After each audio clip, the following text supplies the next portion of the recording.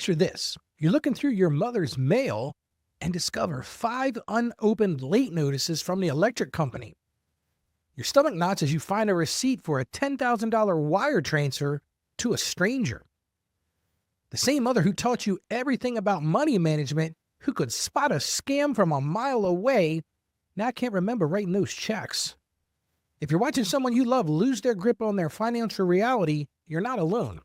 Today I'm going to share a deeply personal story about how I helped a cherished client protect her life savings before it was too late, and I'll show you exactly what steps you need to take to protect your loved ones while preserving their dignity. The question burning in many hearts is, how do I honor my parent while protecting them from financial disaster?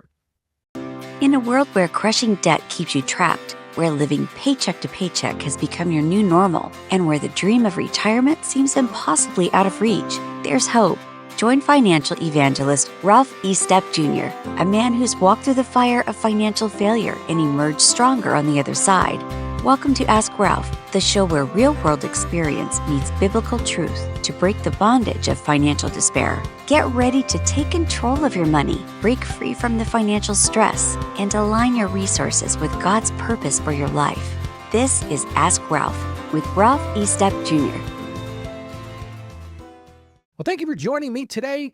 As you know, my passion is to help you achieve financial success while growing in your Christian faith. And if you missed yesterday's show, it was a powerful message about breaking free from classic humanism to embrace true Christianity in your financial decisions. And I know classic humanism is a big term, but I'm going to encourage you to check it out. I'm going to encourage you to go back and listen to it, because those principles we discussed could transform your approach to not only to your life, but to money management. And if you're going to make a big financial decision, I'm going to encourage you to do something. Be sure to check out our episodes first. Just click on the search icon. You get that at askralph.com and take a look and see if I've done a show on it before you make a decision. That way you can make an informed decision. Today's listener question comes from Tabitha.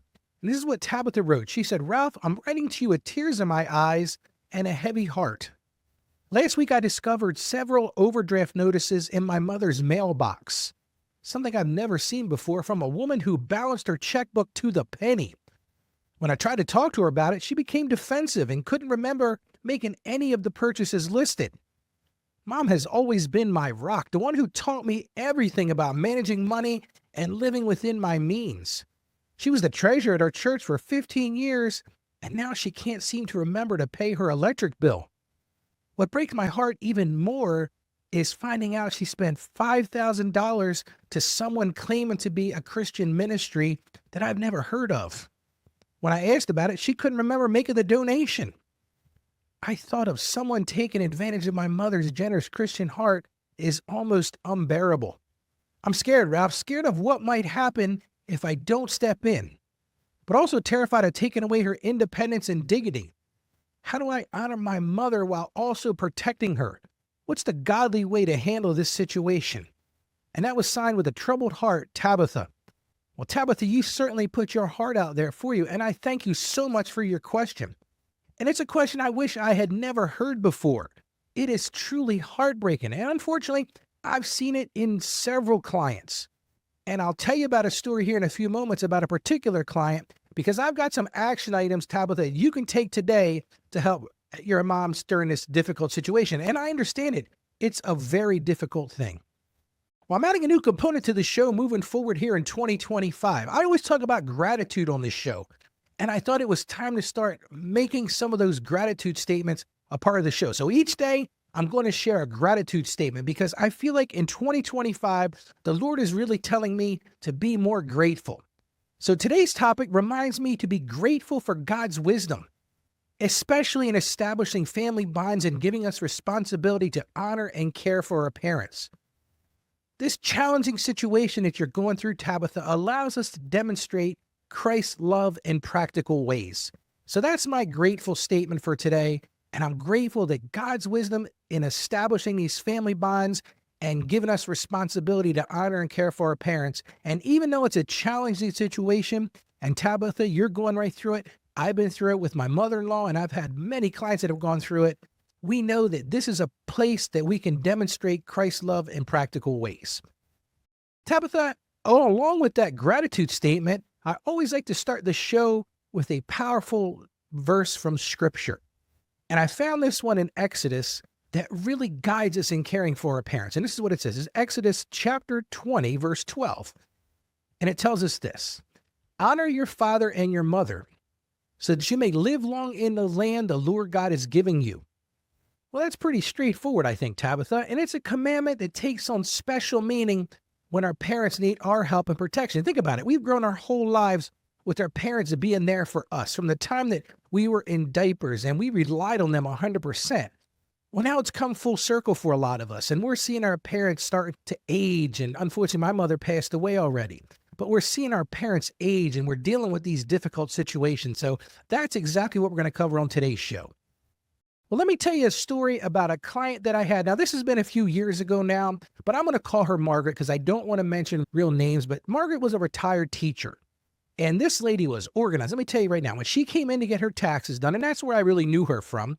I was friends with her daughter and son-in-law, but she came in to get her taxes done. And every year when she would come in, let me tell you, she would have notes written out. Everything was super organized and detail-oriented. And I guess that's because she was a teacher and she was, prepared for doing those lesson plans and all that sort of things. Well, I remember one particular year she came in, and from the start, she just seemed disheveled.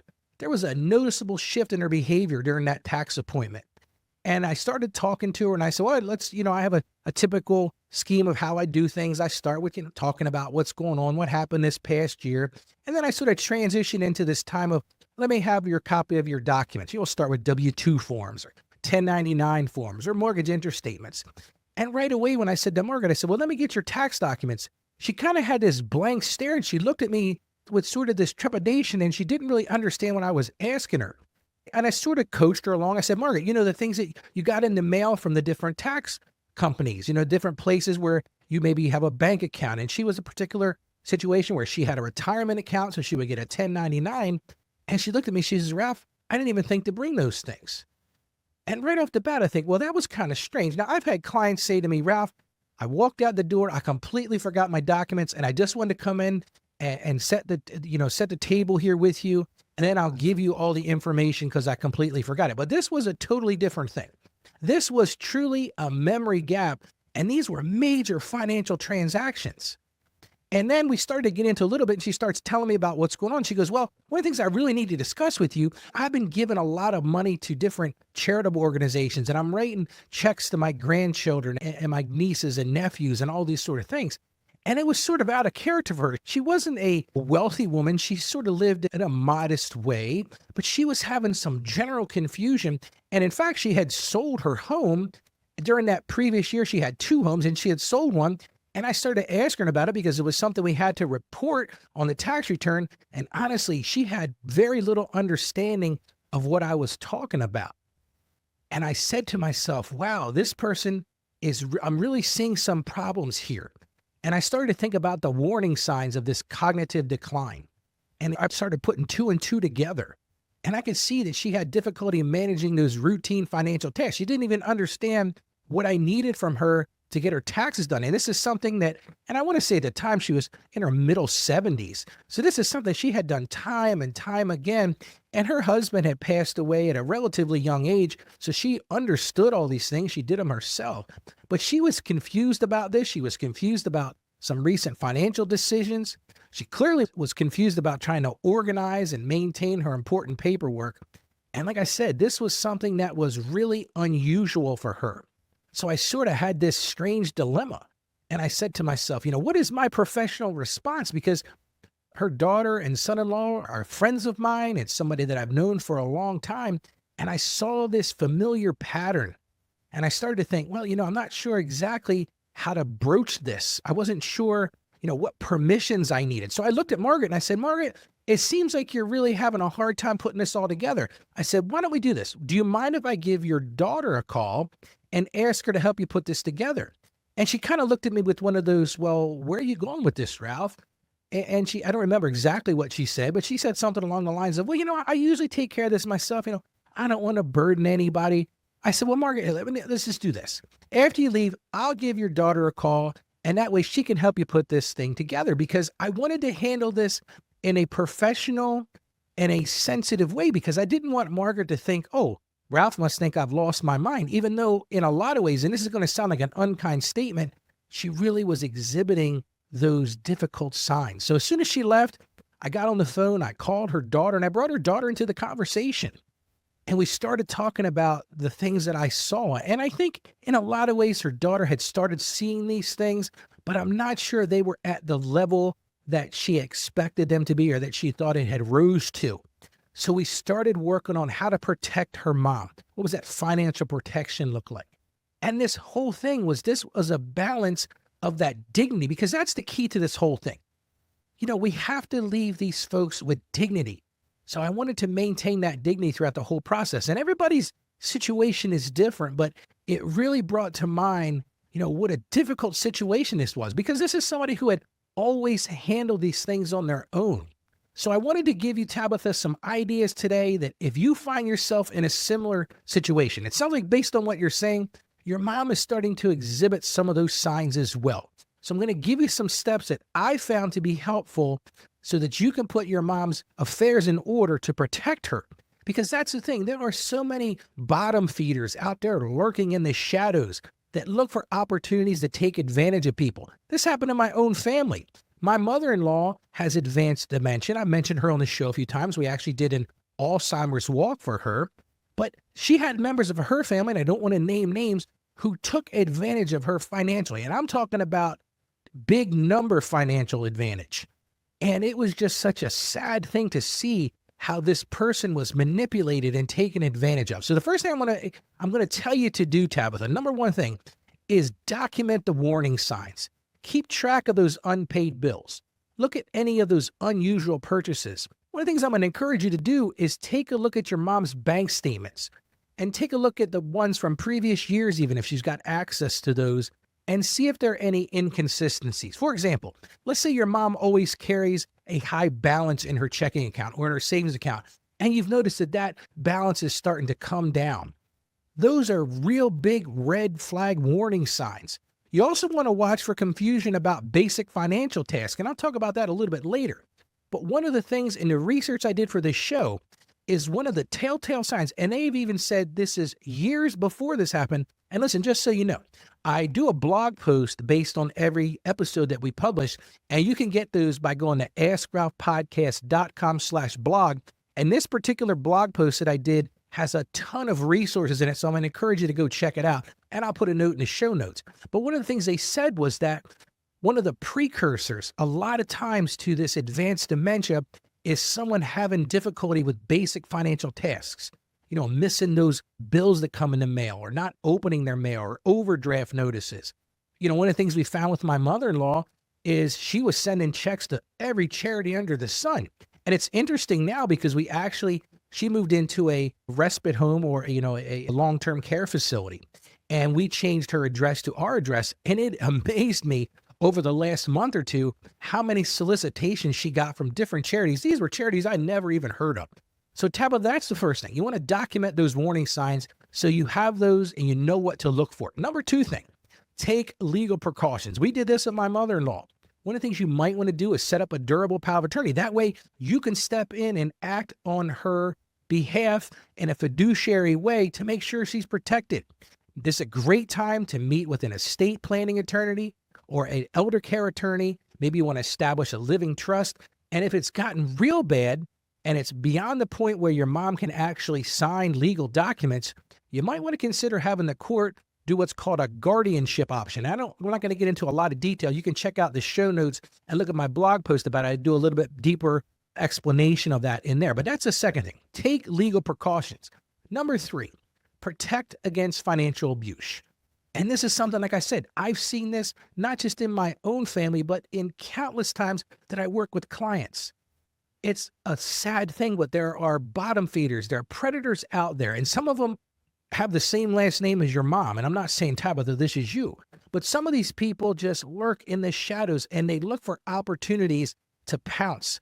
So start monitoring those accounts for suspicious activity. One of the things that I'm going to really strongly encourage you to do, and you got to do this with dignity. All these things I'm talking about, you got to really be careful how you do them, but you want to limit access to credit cards. Set up automatic bill payments. If her mom's still living on her own and that's still a feasible thing, maybe you come alongside her and say, Mom, hey, how about we set these things up for automatic payment? The electric bill, maybe the water bill. If she's got a mortgage, set that mortgage payment up. And like I said, this is a great time to consult with an elder law attorney to make sure that your mom or your father, whoever you're working with, is protected. So that's number 3, protect against financial abuse. Number 4, and this one is crucial.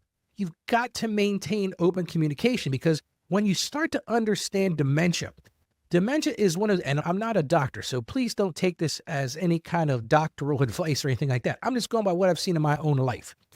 You've got to approach this with empathy, because what I have found is these folks with dementia, now they get to a point where they really don't even understand what's going on around them.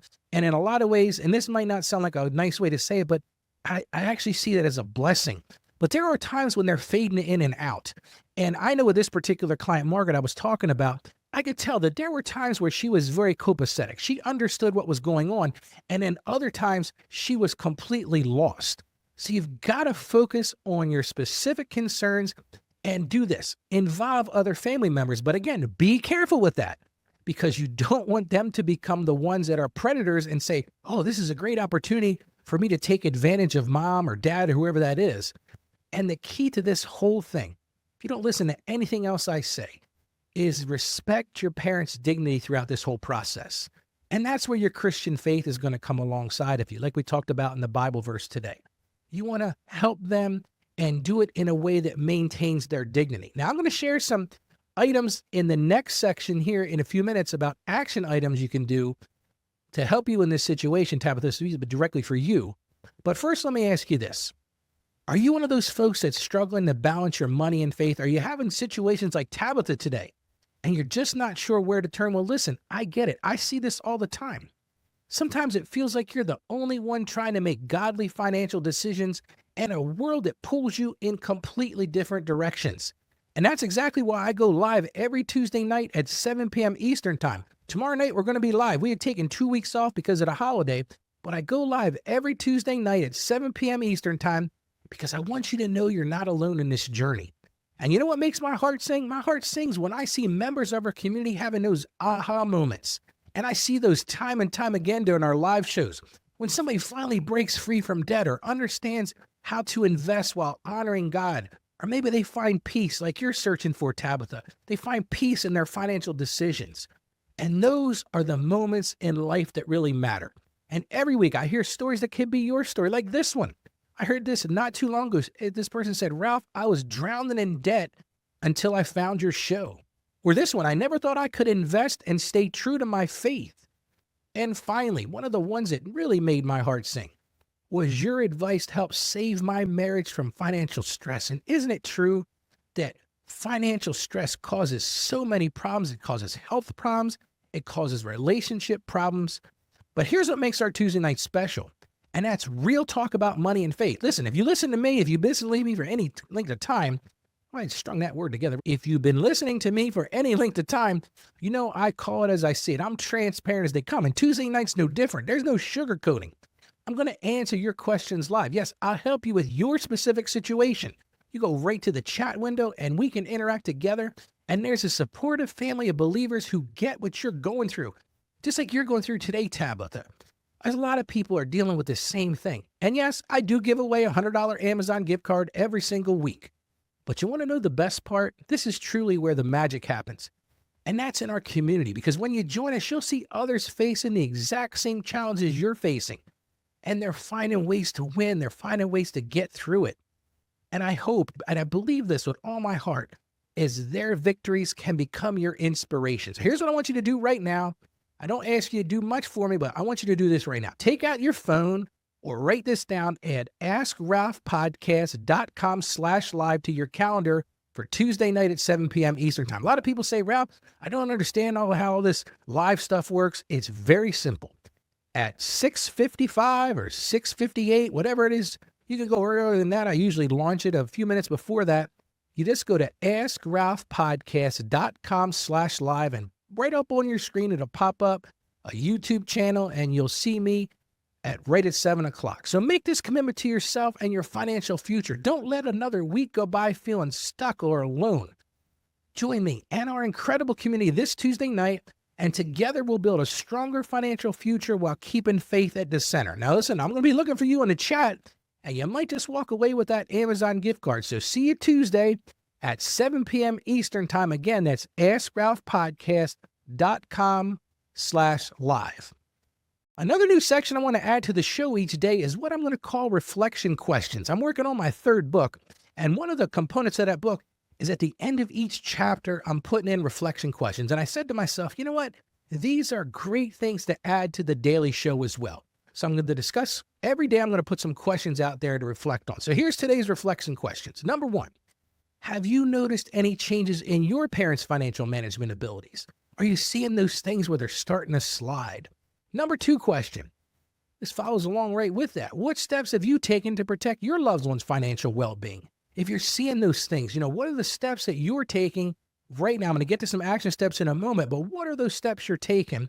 And number three, and this one is crucial, how can you honor your parents while ensuring their financial security? Because that's really what you want to do. If your heart's in the right place, that's what you want to do. So I promised you some action steps, and here are 5 concrete action steps for today's episode about handling finances when you suspect a parent has dementia. Number one thing, if you don't have a plan, you're going to fail. So create your emergency response plan. You want to document all your parents' accounts, get their passwords, figure out all their financial obligations. This is a great time to gather their important legal documents into one secure location. Get copies of their insurance cards and any other important medical information, and start maintaining a record of concerning financial behaviors or decisions, because those are the type of things that if you go with your mom or dad to a doctor's visit or something like that, you can explain these things to the doctor, because that will help the doctor in their diagnosis and a treatment plan for your loved one. So that's number one, and that is create your emergency response plan. Number two, you want to set up some basic financial protections. One of the things I talked about earlier was establishing those automatic bill payments. For anything that's a recurring expense, if you know that your mom or dad or your loved one's accounts always have a certain amount in them, then go ahead and set up those automatic bill payments. You set those up for the electric bill. You set those up for the telephone bill or the cell phone bill or whatever those things are. Another thing you might want to consider, you might want to talk to your attorney about this, but you could become a joint account holder for some emergency oversight on the accounts. That way you can keep an eye on what's going on. Set up spending limits on credit cards or on debit cards.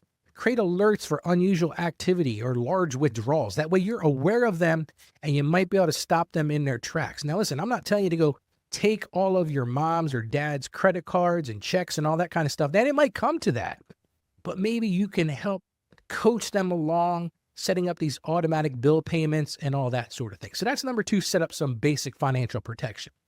Number three, this is where you want to put legal safeguards in place. That's where you want to meet with that estate planning attorney. Yes, it's going to cost you a few bucks to do it, but you are going to find such peace of mind by doing that. And they may talk to you about a revocable living trust. And that may be a great point to do it while your parents are still able to make decisions. Maybe you want to set up a durable power of attorney. It's another great time to ensure beneficiaries are properly designated on all the accounts. I talk about that on the show from time to time again. This is a great time to do that double check. So that's number three, put those legal safeguards in place. Number four, and this one is going to be vital for your own benefit, build your support network. Make a list of your parents' key financial or your key professional contacts, your doctors, their lawyers, their accountants. Connect with your parents' bank account manager or your credit union manager to discuss fraud protection. Talk to them about what you can do to help your loved one put their stuff in order so you don't have any concerns. It's a great time to meet with your parents' financial advisor to understand their investments. And listen, one of the things that I see in my client base so often is the caregiver needs support as well. Yes, the person is going through dementia or Alzheimer's or whatever that is devastating to that person, but it takes a severe emotional and physical toll on the caregivers as well. And I'm going to put in the show notes and in the blog post today some caregiver support groups, because that's one thing you want to look at. So number four was build your support network. And number five is create a regular monitoring system. This is where you want to take a weekly or monthly financial review. Sit down with your loved one and go over their bank accounts. And, they might feel like you're prying, but listen, you can just say to them, listen, we're just trying to make sure everything is going smoothly. have that open communication. Set up a filing system for their incoming bills. Maybe you set it up so that you get a copy of the bill and they get a copy of the bill. Maybe it's done electronically. Another thing I'm going to highly recommend you do, and a lot of doctors and other people I talk to in preparing for this, is maybe you want to set up some checklists where you can track bill payments and unusual expenses. And like I said, keep a log of any concerning financial decisions or behaviors to share with those medical professionals, because that's really going to be insightful to them when they're looking at diagnosing this, because it doesn't always come and manifest itself so obviously. Remember this, implementing these steps with compassion, that's the key to this whole thing. You got to have compassion and respect, because when you do, it helps honor your parent while protecting their financial well-being. Now, remember, like I talked about today, we're going to have a blog post for every episode moving forward, and you can find those at askralphpodcast.com/blog. It's going to be a show note, but I'm going to put more detail in that. So I'm going to encourage you, once you've listened to the show, maybe you don't have time to listen to the show right away, is go check out that blog page, and you'll see those for all of our past episodes, and we're going to be doing those moving forward. Now, tomorrow we're going to explore 16 innovative ways technology can enhance the lives of older adults. Maybe you're starting off the week on an adult learning session, but listen, this is one you don't want to miss, because they could be for anybody at any age. These are some practical solutions that can make a real difference for us and for our aging loved ones. And remember this, as I always end the show, my passion is to help you achieve financial success. I want to see you live out your dreams, and I want to see you grow in your faith. And I know together we can master your finances from that Christian perspective. So as I always end the show, stay financially savvy out there, and God bless you. Thank you for joining us on the Ask Ralph Show. And with a simple click to subscribe, we'll invite you back to our next episode. And remember, financial issues don't have to be complicated. Just ask Ralph. The information contained in this episode of Ask Ralph is based on data available as of the date of its release. Saggio Accounting Plus and Ask Ralph Media, Inc. is under no obligation to update this content if changes occur. Applying this information to your specific situation requires careful consideration of all facts and circumstances, and any information provided is not to be considered as financial, tax, or legal advice. Please consult your tax advisor or attorney before acting on any material covered.